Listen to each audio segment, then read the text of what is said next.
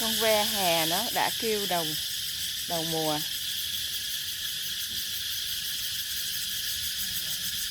Mời quý vị lắng nghe tiếng ve kêu.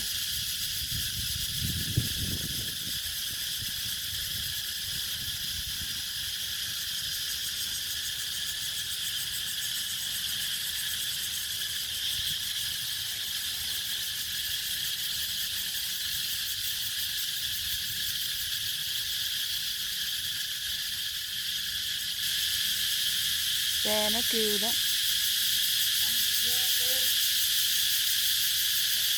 Ve sầu.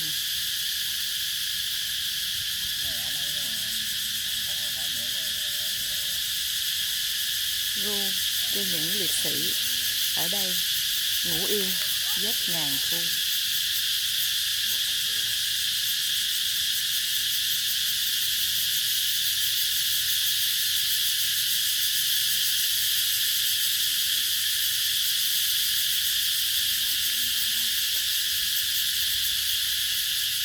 Đây là khu mộ liệt sĩ.